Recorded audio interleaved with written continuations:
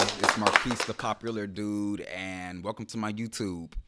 I am coming to you in a spirit of gratitude and also a spirit of apology.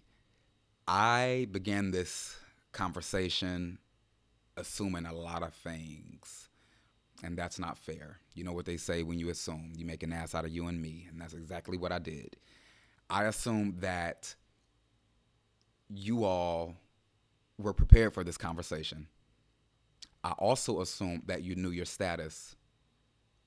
Lastly, I assume that those of us who know our status are prepared for this discourse and that disclosure. That was unfair. I centered my experience and I apologize. And so, with that, I would like to take a step back. I would like to clear the table. Is that cool? I'm gonna clean the table off. I'm gonna clean the table off.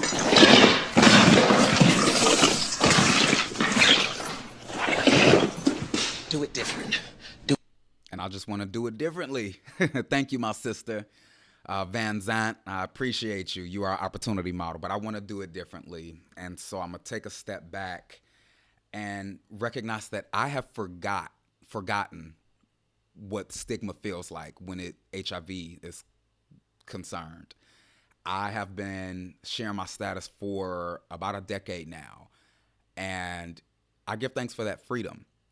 I'm knowing that there are others who want to be free and are looking for it. And so I would love to be able to do that. I would love to be able to share how I've gotten free. I started because I didn't want a bitch being able to say that Marquise had HIV. I can tell on myself better than anybody can. I don't like when people have power over me, and that stigma allowed everyone to have power over me. And some of you may understand what I'm offering right now. Some of us looking at this phone right now are HIV positive, and we know, but we don't want nobody else to know. And some of us looking at this video right now are HIV positive and don't know. So therefore, I'm going to move into my top 5 things for that you should know about HIV. The first one is get tested. Period. Test if you are sexually active. Test 3 to 6 months. Every 3 to 6 months. That's just a good rule of thumb. Outside of HIV, chlamydia, gonorrhea, all of those things are real too, and they lie dormant and undetectable. So get tested. The next piece would be to get into treatment. When I got my diagnosis from Planned Parenthood a long time ago, the test counselor, she did a wonderful job ensuring that I got into treatment. I was with a doctor. I got insurance. She did a wonderful job of making sure that this young brother stayed well. The third thing that I would offer is stay in treatment. Stay in treatment. The only way to manage the virus or the disease is to know what's happening with the body. And I'll go into some of those examples in a moment. But knowing what is going on inside of my body there, so that I can make the adjustments. Another good thing about staying in treatment is staying on the medication. First, deciding when it's right for you to take the medication and then adhering to it. It's called ART. ART is an acronym. I didn't put it in here, but it's antiretroviral therapy. This therapy allows for people to live long ass lives. They've gotten it down to one pill now. Back in the day, it used to be a handful, a bundle. It used to be every couple hours. It's down to a beautiful science now where they can have 3 pills in one. The important thing about this is to stay on that therapy, because just like this thing, the phenomenon we're experiencing with COVID-19 mutating, HIV does the same. Once it has an opportunity to grow, essentially, or mutate, because we're not adhering to the medication, whatever medication we were taking at the time will not work. And then you have to start at square one and figure out how to do it again. So stay in treatment will be the third thing.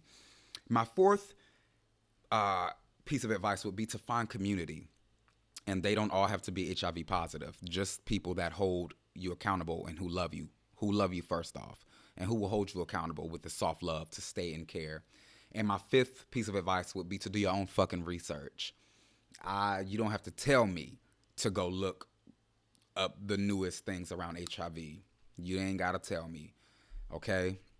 But let me show you Let's have the conversation. HIV actually stands for this: human immunodeficiency virus. It just means the immune system is compromised. It doesn't mean that I'm dirty.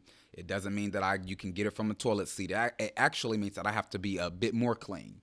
No shade, because my body doesn't have all that healthy person. It doesn't have what are those things? CD4.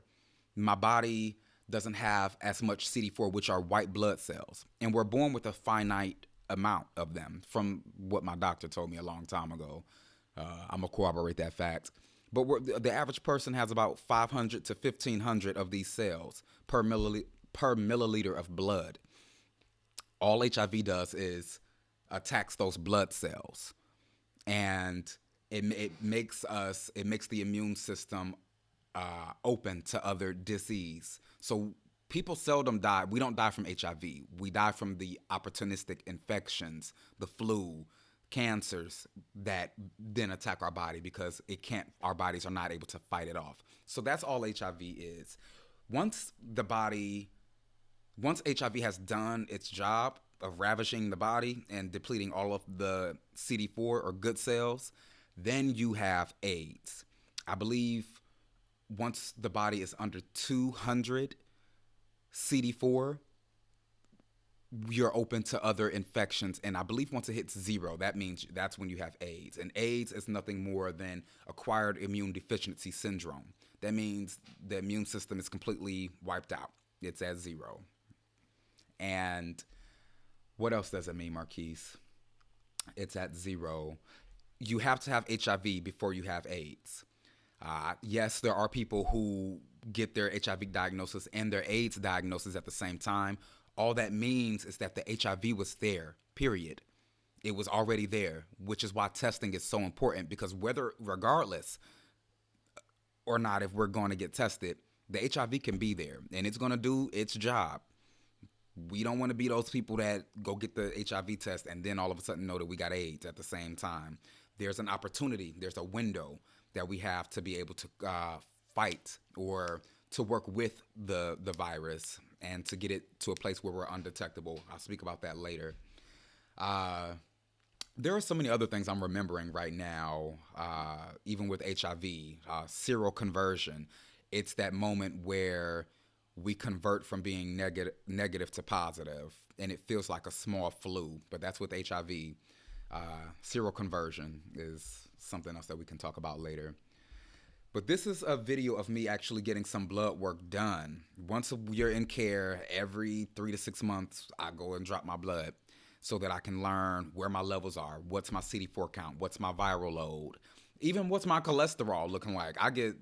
It's just wellness for me now. So I go and make sure that my body is well. But this is the procedure. They locate a vein. They actually have this new little thing where you don't have to get all of these needles. It's just one needle, and that syringe funnels it over to them tubes, and they do it. So this is how the blood work is taken, and blood work is so important so that we can stay up on our CD4 and our viral load. What else? I'm having something's going on over here right now. I guess it just wants to stay on this video. The other things will pop up momentarily. But oh, there it is. Hey, thank you for the applause. Viral load. What is the viral load? Viral load is the measure of the amount of HIV in a bodily fluid. Usually it's measured in blood, but you can measure it through semen, vaginal secretions, and breast milk, which are also ways in which you can test for HIV. Breast milk, titty milk, vaginal fluid, and semen. But it's a bit more difficult, so blood is actually a bit more thorough. So I spoke about being undetectable. Let me speak to that right fast. Undetectable is what occurs once we've been on our antiretroviral therapy and we haven't deviated. Here it is. We haven't deviated. We've stayed on it. Our CD4 is looking solid. The most important part is the viral load.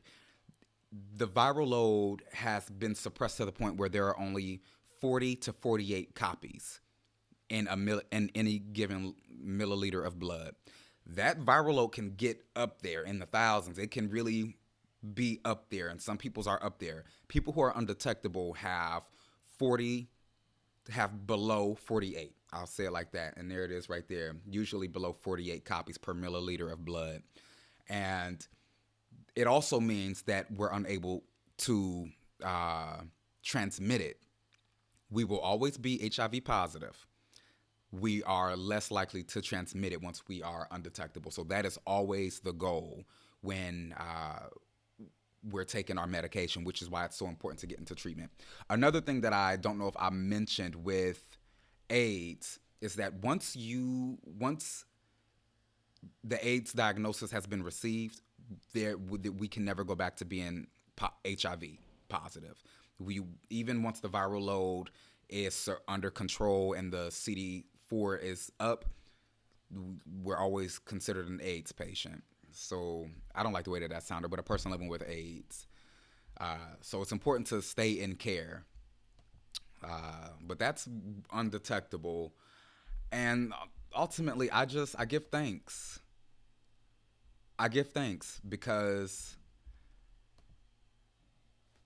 I've been undetectable for the last 5 years, and it's been work. It's been a journey. I haven't always adhered to my medication. I haven't always stayed in care. I have stayed consistent. I have stayed consistent. I will offer that. And I know that you can do the same.